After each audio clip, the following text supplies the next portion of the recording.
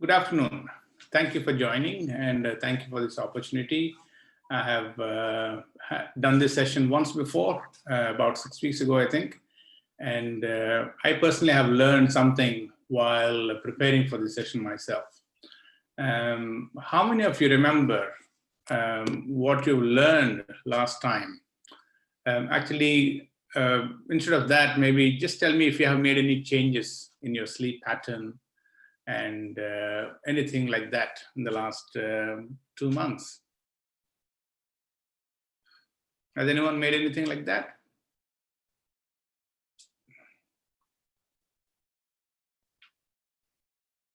Okay, let's carry on.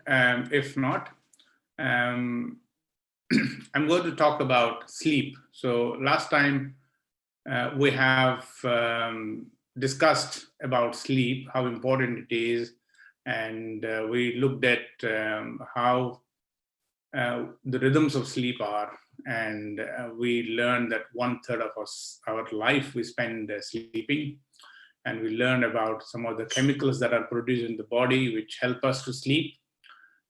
We talked about the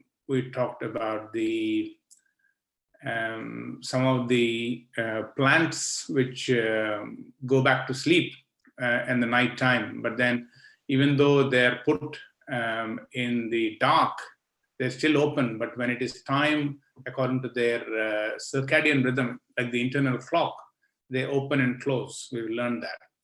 We've learned about types of sleep, REM sleep and non-REM sleep. REM is rapid eye movement and non-rapid eye movement. And we've seen how there is the biological rhythm in the body, and the clock is in the brainstem. The brainstem is the bit of the brain which connects the brain to the spinal cord. We've learned that, and we've learned like how some people would like to be called morning larks, and others like to live the life like night owls. But there is a chemical or the hormone which is present in the body called melatonin. We've discussed that, and how that melatonin is produced from the pineal gland in the body, which kind of peaks at around 3 o'clock in the morning and returns back to normal. And it helps us, and it signals and prepares the body to sleep. We've also learned about jet lag, how we can get back to the rhythm, the 24 hours rhythm when we get back to sleep, and all that we've learned. And in the end, I've given about 12 tips to sleep. 12 tips to sleep I have given, and we've looked at also the caffeine, how it lingers in the body for a long time, and how the various experiments have shown us that we need sleep to be able to function well. I'd like to briefly mention the 12 tips for healthy sleep. The most important one is to sticking to a sleep schedule. We always put up an alarm to wake up in the morning, but we also need to put an alarm to go to sleep. And second one is we need to exercise, but not too late in the day. Number 3, we have to avoid caffeine and coffee, colas, and anything that has got too much sugars and too much caffeine. Number 4, we have to avoid alcoholic drinks. Number 5, we have to avoid large meals and beverages late at night. A light snack might be okay late in the evening, but then not a full meal. Next, number 6, we have to avoid medicines that delay or disrupt our sleep, because there's a lot of medication that can be prescribed for heart and blood pressure and asthma medication, which can disrupt our sleep. Number 7, we said not to take naps after 3 p.m. Short naps will be good to recover from lost sleep, but then late afternoon sleeps after 3 o'clock is not good for us. Number 8, we said relax before bed. Don't overschedule and don't be overworking till the time you go to sleep. You have to give some time for rewinding, unwinding, and have some relaxed activities such as reading or listening to soft music, then you can go to bed. Number 9, we said it's good to have a hot bath before you go to bed. Number 10, use a dark bedroom, which is of a good temperature, which should be gadget free, and that'll help you to go to sleep and not to watch computer or TV before sleeping. Number 11, have the right sunlight exposure in the day because it helps us to sleep well. Number 12, don't lie in bed awake. If you find yourself still awake after going in bed for more than 20 minutes, you get out of the bed and do some relaxing activity and then go back to bed. So that's where we finished last time, if you remember. So from now, I would like to actually tell you how the sleep actually helps in our general health, how sleep helps in our general health. Okay, now the first one, it can affect like every major system in our body, every major tissue in the body, and every organ in the body. You can compare it with a burst water pipe in the house, and the water pipe just doesn't, if it is burst, it doesn't just stay in one room, but it can seep into the bedroom and the bathroom and the living room, kitchen, everywhere. So same way, if the lack of sleep is there, then it can affect all systems, all organs of the body. It can cause heart disease, obesity, dementia, diabetes, cancer, Alzheimer's as well. It can affect the immune system, it can affect the reproductive system and the metabolic system. Let's look at sleep loss and cardiovascular system. Sleep loss and cardiovascular system. Now, in 2011, there was a study which was taken up, and it included about 500,000 men. These men were from varied age, race, and ethnicity, and all of them had progressively shorter sleep. And this has caused about 45% increased risk of developing a heart attack or dying from a heart attack within 15 years from the start of the study. So from the time the study started, within 15 years, 45% of them had either developed a heart attack or if they died from a heart attack. There was another Japanese study. So all of you probably know that Japanese are very hardworking. We probably call ourselves very hardworking, but then Japanese are much more hardworking than us. It's a different world out there in Japan. This study included 4,000 males, and the study was 14-year long. And in this study, they looked at these 4,000 people, males, who slept 6 hours or less. And there was 500% more likely to suffer one or more cardiac arrests in these people. And the lack of sleep has been confirmed to be an independent risk factor for heart disease. Whether you have diabetes, family history, whether you've had previous heart problems, despite all that, the lack of sleep alone is the independent risk factor for heart disease. Let's see how this lack of sleep affects the heart. Now, the lack of sleep affects it in this way.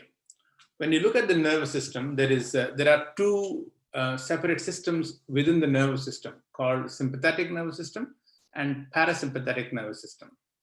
So the sympathetic system is the one which gives out a fight or a flight response. What is a fight or a flight response? So if you see a snake, you either fight the snake or run away, you flight. So that's the response that the sympathetic nervous system comes into picture. So when you see a snake or a mad dog, you can't fight a mad dog, you want to run away from it. If you see a snake, you want to fight it or you want to flight or run away from it. So when that happens, the body produces a lot of adrenaline. All of you know adrenaline. And when that happens, there is increased heart rate, there is increased respiratory rate, and increased blood pressure. So this sympathetic system makes a response so that you are, you're ready to fight or ready to run away. So the same increase in heart rate, respiratory rate, and blood pressure, they will either help you fight the situation or run away from the situation. So to run away, you need to increase your heart rate. To run away, you need to increase your respiratory rate and blood pressure. Same way, if you want to fight, you need the same thing. So lack of sleep is a condition in which this sympathetic nervous system is on perpetually. So it is on the on mode perpetually when you lack sleep. So your heart rate is above the base normal, your respiratory rate is above the base normal, and your blood pressure is also above. So your sympathetic is on the overdrive, and your system is always on, and it puts a lot of stress on the heart. Now, how does it put an extra stress on the heart? When the blood pressure is high, blood pressure is nothing but, in simple terms, there is increased pressure in the blood, putting pressure on the blood vessels. So imagine you are pumping some air into a tube, but you're increasing the pressure. So over time, the balloon or the pipe is going to burst. So the increased blood pressure will put increased pressure on the blood vessels in the body. That is the blood pressure. And when that happens, the body has to pump harder against the blood vessels which are already under high blood pressure. And it also increases your heart rate. So when your heart rate increases, your heart is pumping more times and against more resistance because of the blood pressure. So that puts a lot of stress on the heart. So to, again, keep it simple, the sympathetic nervous system is on the overdrive when you don't sleep enough. And this is on perpetually. Another experiment has been done in people in this country, in the hospitals. All of us know that the clocks change twice a year. When the clocks changes once in a year, the sleep is reduced within an hour. And the other time of the year, the sleep is increased by an hour. So somebody did an experiment to see what happens to the heart rate and the blood pressure when we lose 1 hour in the April. When we lose 1 hour in April, okay? So what they've done is, or April or October, whichever. So what they've done is they looked at the heart rate and the blood pressure during this time, and they have found out that just within 1 hour of lack of sleep puts the heart rate and the blood pressure up. This is done in the hospitals in the UK. Okay.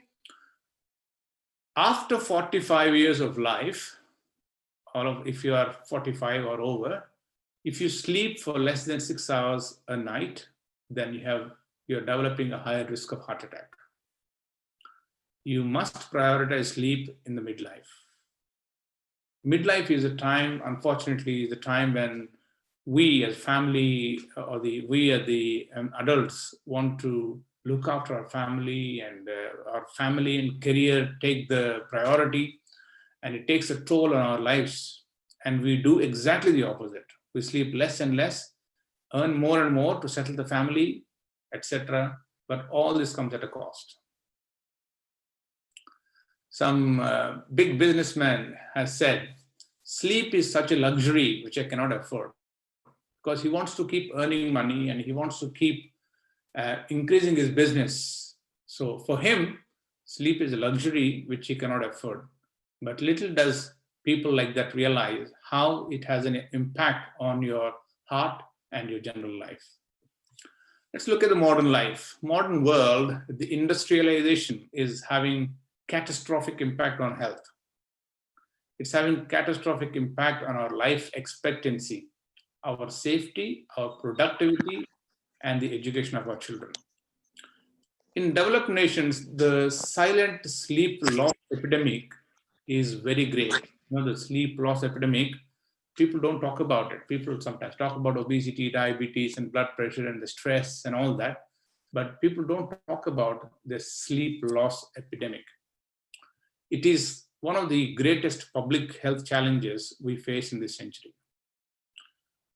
If we wish to avoid the suffocation of sleep neglect and the premature death it inflicts, the sickening death it invites, we need a radical shift in our personal, cultural, professional, and social appreciation of how sleep must occur.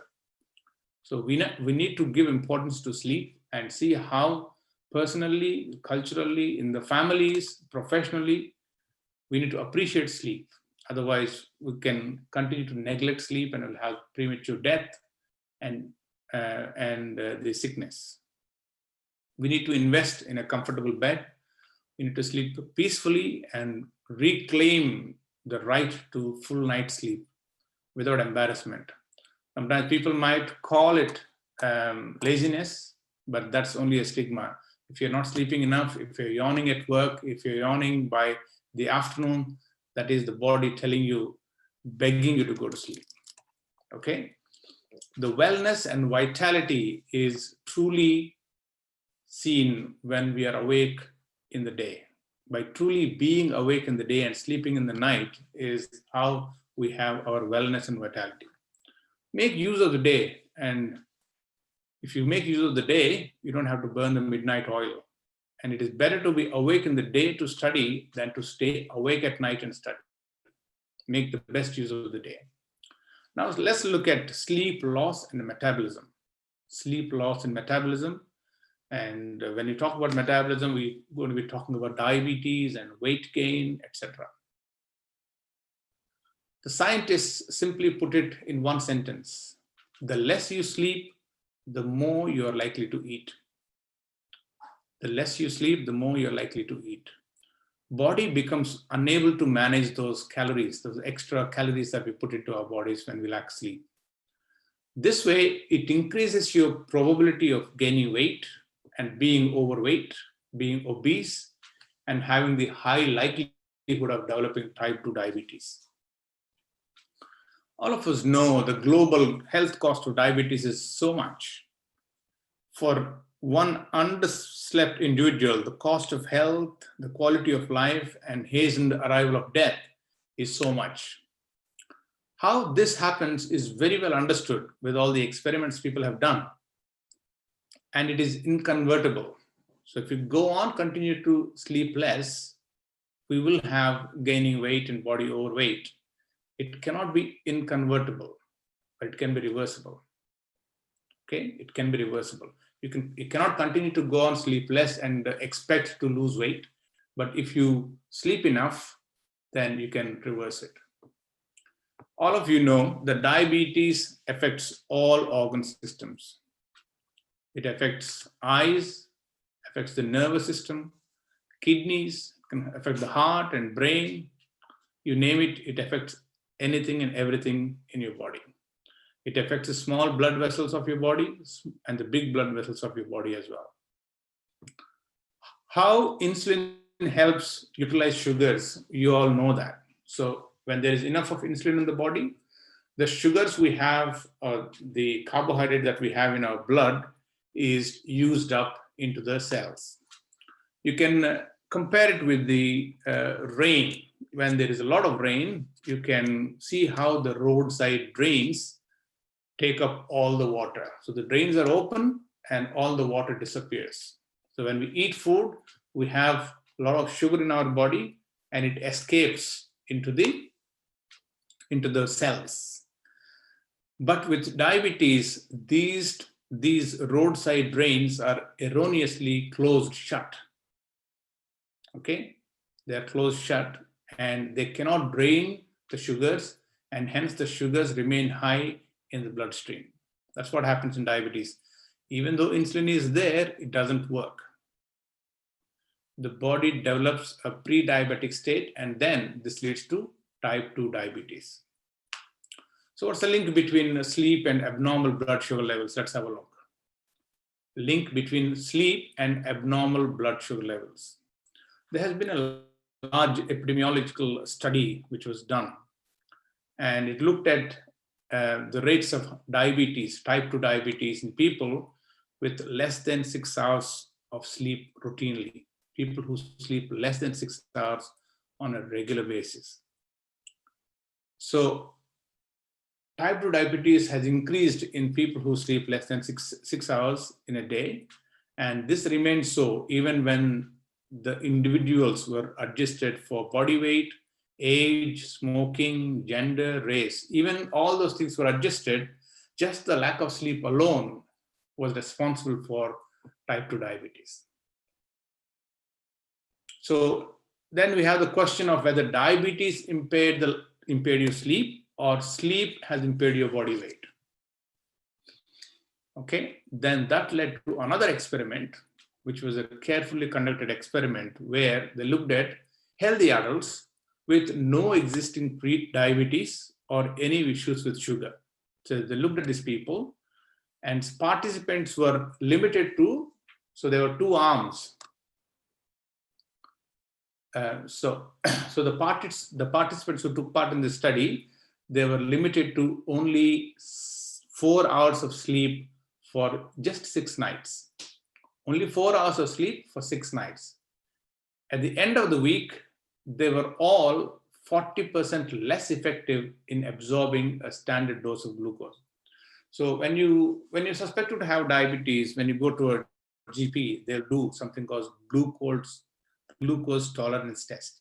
So they give about 75 or 100 grams of sugar in water. They'll ask you to drink, and then they'll test your sugar 2 hours later.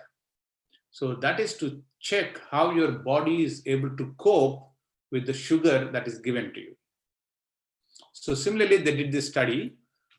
For 6 nights, these people were limited to 4 hours of sleep. And at the end of the week, 40% of them were less effective in absorbing a standard dose of glucose. So what does this mean?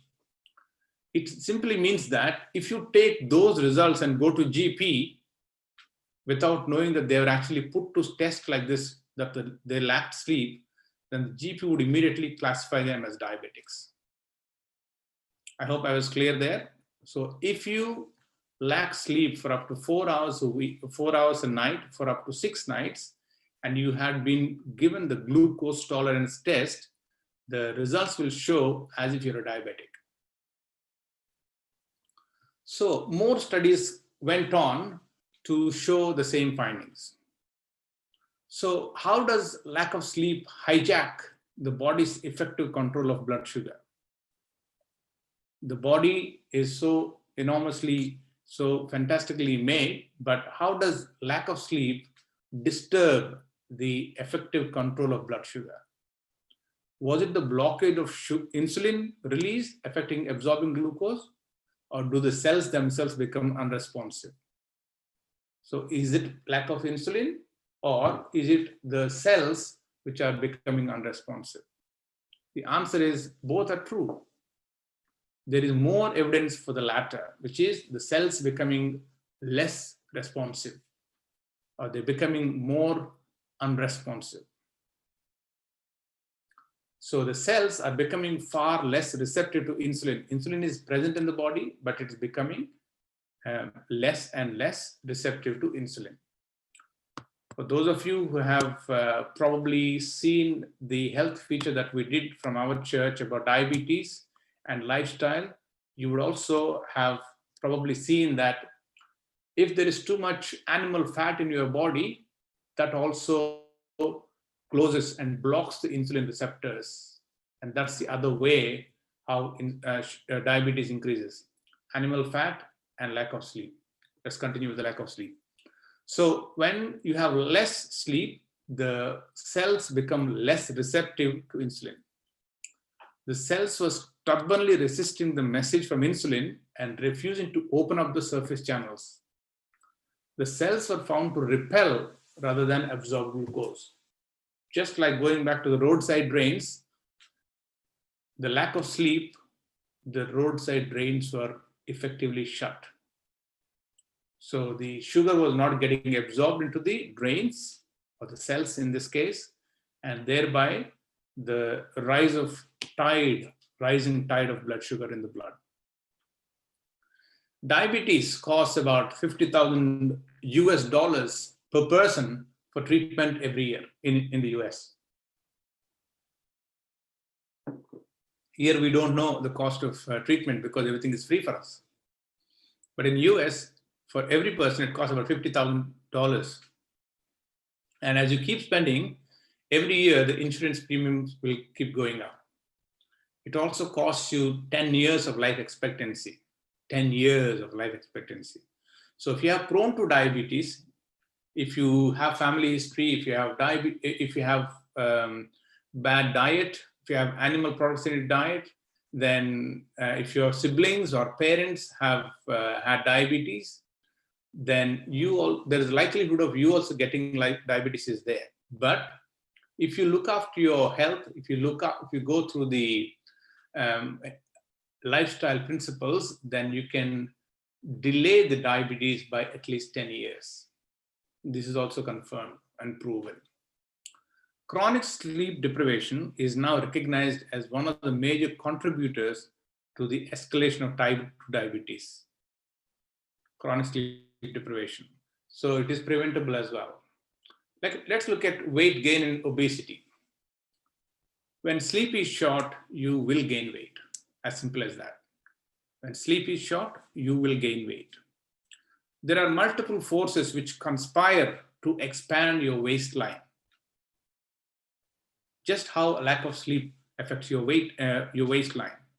There are two hormones in the body called leptin and ghrelin.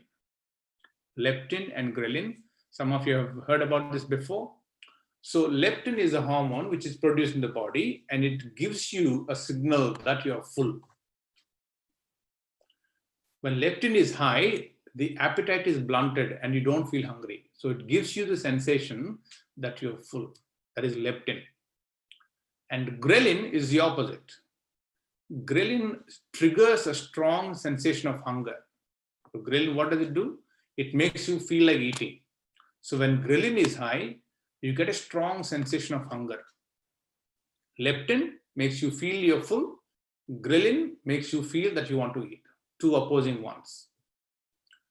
Imbalance of any of these hormones can trigger increased eating and thus your body weight.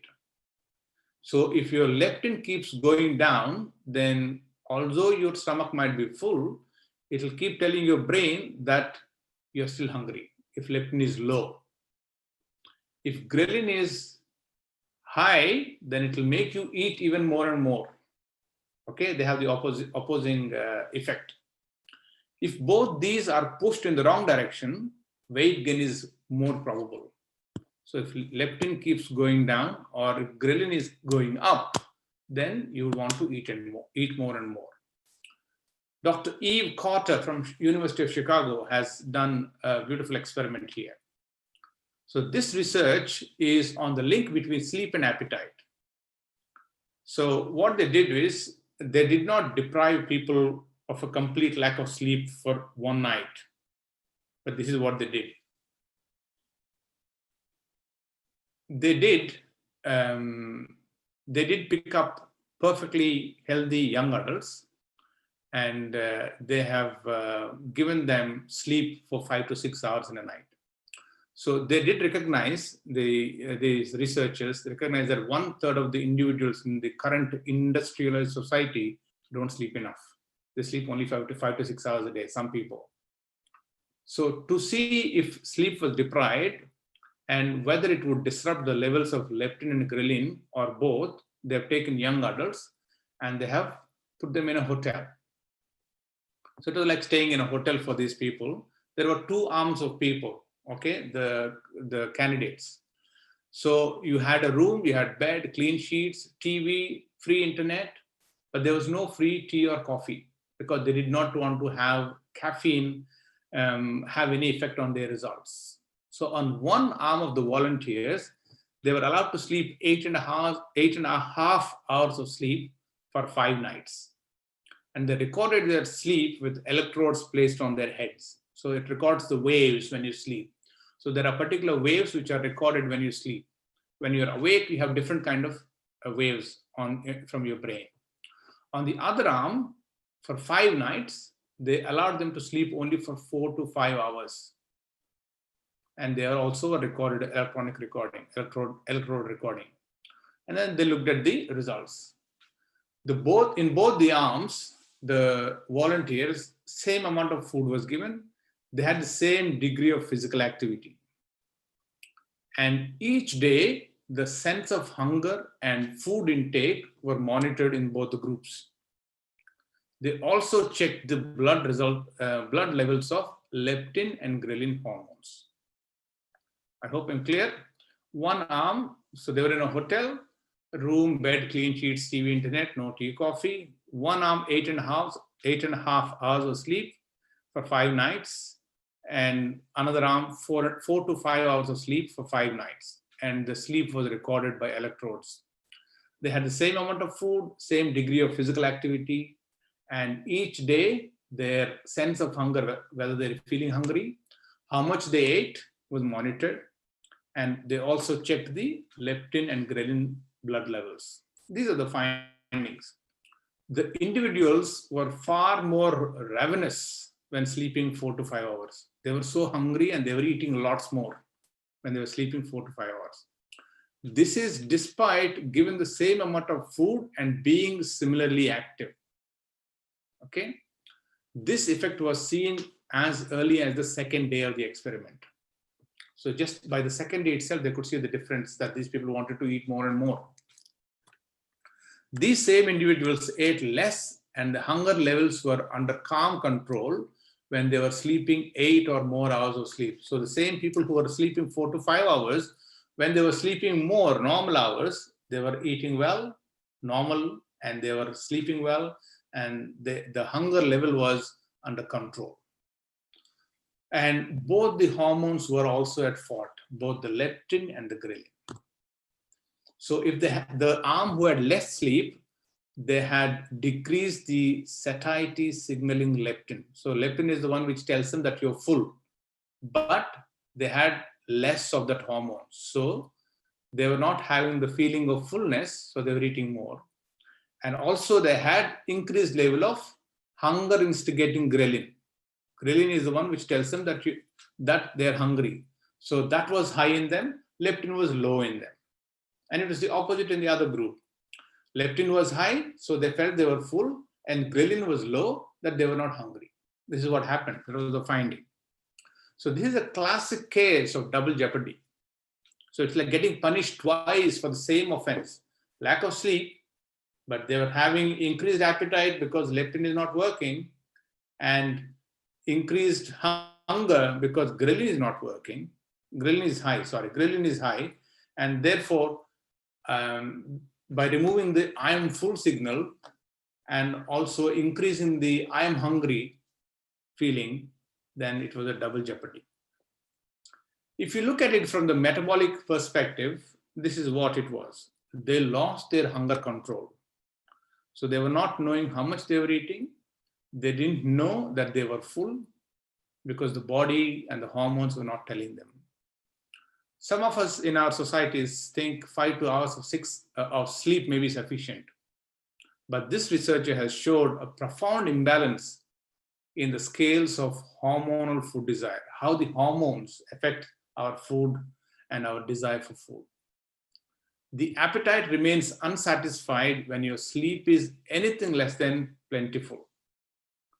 If your sleep is less than plentiful, your appetite remains unsatisfied, even when you have a good meal. So please listen. The summary of the research here is that, in the words of the researcher, she said, a sleep-deprived body will cry famine in the midst of plenty. A sleep-deprived body will cry famine in the midst of plenty. Even though you have plenty, you've eaten plenty, it's still telling you that you're hungry. Another study by the same researcher. In this study, there were 2 different conditions. They were given 4 nights of 8 hours of sleep and 4 nights of 4 hours sleep.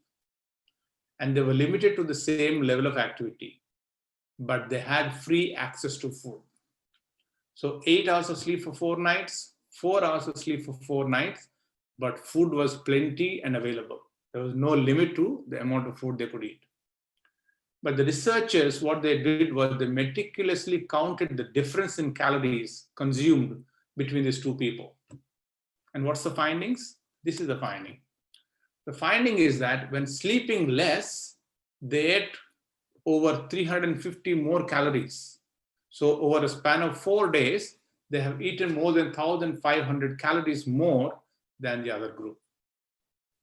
Same happened if it was this study was 4 hours for 4 days, but same thing they did with 5 to 6 hours of sleep over 10 days. Same thing happened. So imagine if you are lacking 1 hour of sleep every day, over a year, imagine the effect. You will estimate, the estimate is that over a year, you will eat 70,000 extra calories. And you will keep on putting 10 to 15 pounds of weight gain every year. 10 to 15 pounds is like 7-8 kilos, I think. And it may be painfully familiar to some of us, the weight gain. Another experiment. Same as before, 4 nights of 8 hours of sleep and 4 nights of 4 to 5 hours of sleep. But on the last day, there was a buffet for both of them, both groups of people. There was a buffet which lasted for 4 hours. There was meat, bread, vegetables, potatoes, salad, fruit, ice cream. They also had bonus snack, cookies and chocolate bars, cakes, etc. And they could eat how much ever they want over a 4-hour period. They were alone. There was no stigmatizing influence of anybody looking at them. There was no limiting social influence, and they could eat how much they want over four hours. So the researchers have quantified what they ate, and they also looked at how much they ate. So they have eaten over 2,000 calories in that 4-hour period, but they also noticed that the people who are sleep deprived, they have eaten another 400 calories extra with desserts compared to those who slept well. So friends, there is a lot of evidence to show that there is a relationship between food and lack of sleep. Weight gain, obesity, diabetes, type 2 diabetes. Recently, they have discovered some chemicals called endocannabinoids. Cannabis, endocannabinoids produced by the body. So it's like the cannabis. So it's like marijuana use where chemicals stimulate appetite. So in people who don't sleep enough, these chemicals like endocannabinoids were discovered, which act like the drugs, which will make you eat, stimulate your appetite, and increase your desire to snack and munch. And if you add this endocannabinoids to leptin and ghrelin, you have a very potent brew of chemical messages, all driving you in only one direction, overeating. Well, you can argue saying we burn calories when we are awake than when we are sleeping. But sadly, it is not true. It's not true enough. Even after staying awake for 24 hours, the calories you burn is very minimal. Sleep is an intensely metabolically active state for brain and body alike. You do grow, you do metabolize your body when you're sleeping. You must have heard elderly people telling you, you grow when you're asleep. Less sleep you have less energy, and we will have less, we will feel like having less energy. We feel having less energy in our body. And it will make us more sedentary as well and less willing to exercise if you sleep less. Inadequate sleep, as you can see, is the perfect recipe for obesity. Greater calorie intake and lower calorie expenditure if we have less sleep. It's not just a matter of eating more, but what you eat when you have sleep deprivation. The researchers have noted that there is craving for sweets and for foods which are rich in carbohydrates, like cakes and sweets and things like that. There is obesity epidemic And the causes of this obesity epidemic is lack of sleep, large portions of processed food, increase in serving portions, and sedentary nature of our lives. All these are causes for the obesity epidemic. In the last few decades, if you look from the 1940s onwards, the average sleep has come down from about 9 to 10 hours to about 6 hours now. I think when there was no electricity, when there was no access to these gadgets and internet and TV and all those things, people slept enough. And because of that, the obesity in those days in the 1940s was only 15%. Now the obesity in the world is about 35 to 40%. And all of us also know about childhood obesity. Now, I'd like to address a simple but interesting, important topic about how sleep loss has an impact on the reproductive system. Childhood obesity, all of us know, has a link to early menarche. They become mature, the young girls, they become mature at a very young age. So when they become very mature at a very young age, 10, 11, what happens is the best eggs are used up early in their life. And when they come to want to have children at the 25, 30 age, they do not have healthy eggs. And that's how they become, they have difficulty in fertility. They won't be able to have children. Infertility is a cause. If people sleep less than 6 hours, there is 20 to 30% drop in a hormone called follicular stimulating hormone. So this is the hormone that peaks just prior to ovulation in the mid-cycle. And if it doesn't cause in the mid-cycle, then they cannot have regular periods and they will not have conception also. So if the ovary or the ovum, the egg, is not produced in the mid-cycle because of lack of sleep and lack of FSH, then conception is less. Study has been done over looking at over 100,000 women, most of them doing night shifts. And it's been found out that 33% of these people had abnormal menstrual cycles. 33%, 1/3 of them had abnormal menstrual cycles in women who do night shifts. 80% are more likely to suffer from subfertility and ability to get pregnant. So either subfertility or infertility seen in 80% of them. Less sleep causes miscarriage in the first trimester as well. Less sleep causes miscarriage in the first trimester, related to those who have proper sleep. Now, even in men, young males in the mid-20s, there was a study done in young males in mid-20s, and they have limited them to 5 hours of sleep for a week, and they'll check the hormone levels. The male hormone called the testosterone was checked, and they showed drop in testosterone levels. The effect is so large that it effectively ages a man 10 to 15 years in terms of testosterone virility.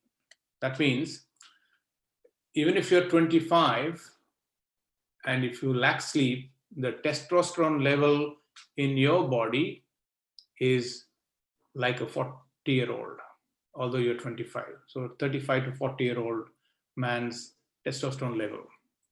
So the one who suffer with sleep disorders also have low testosterone level.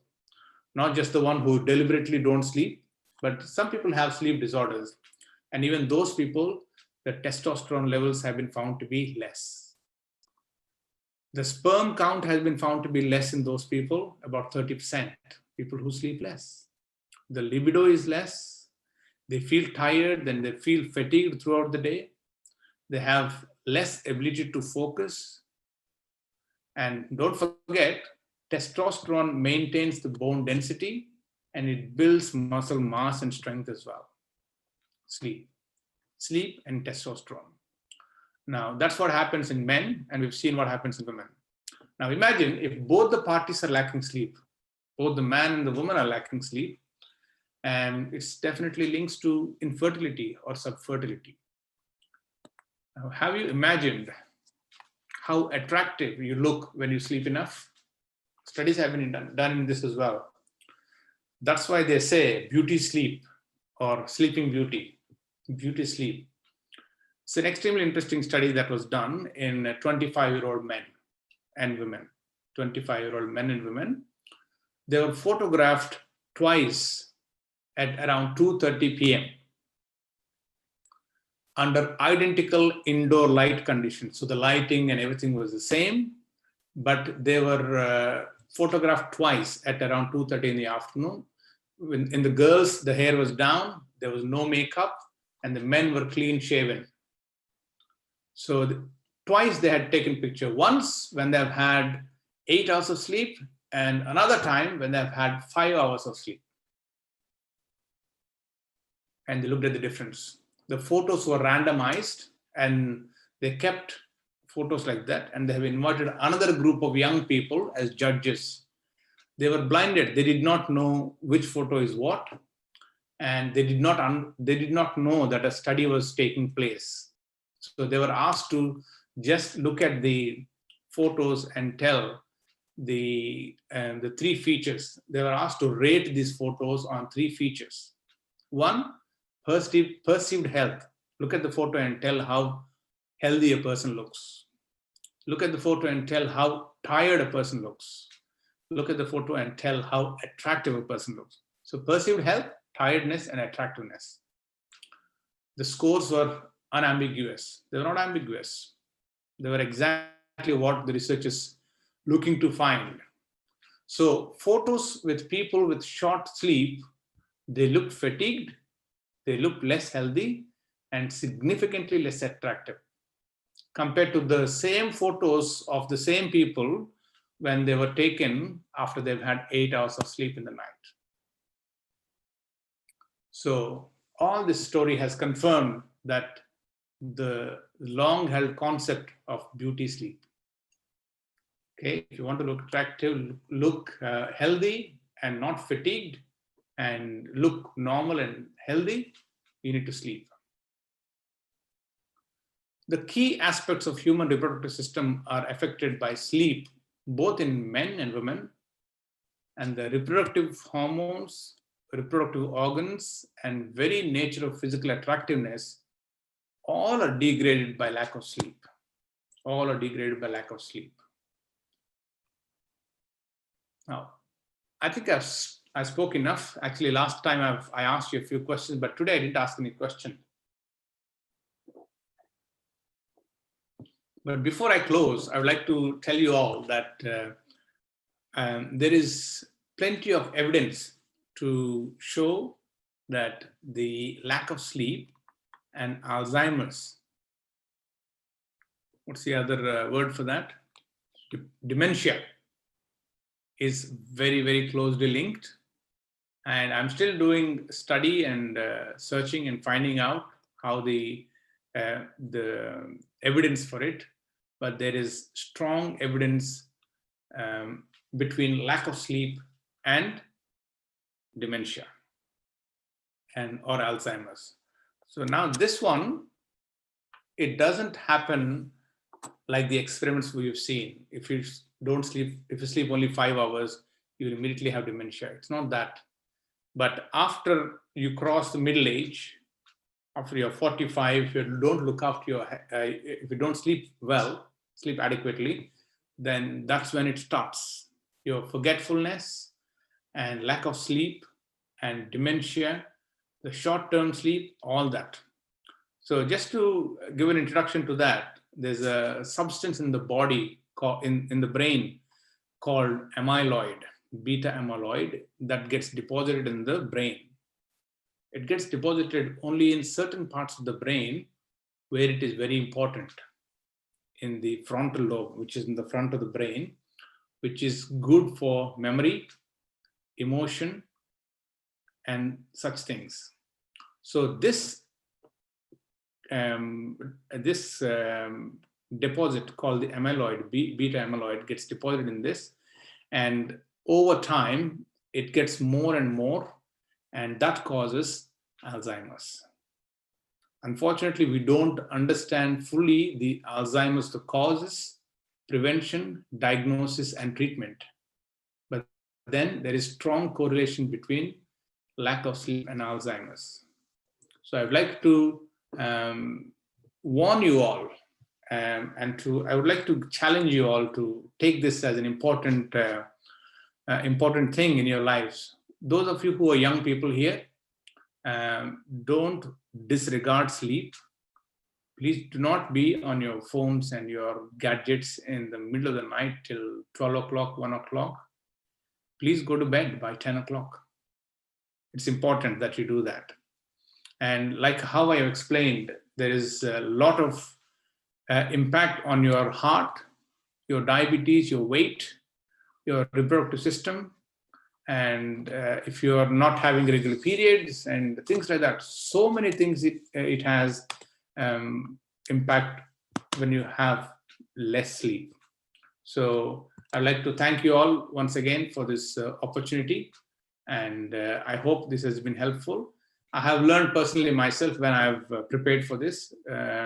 When Alvin asked me what to present something on health, I was wondering what to talk, but I'm glad I've chosen this topic, which I've presented in my church briefly, but then not into this much depth. And I'm hopeful that this has been of some benefit to all of you. God bless you. Thank you. Thank you, Dr. Shyam, for that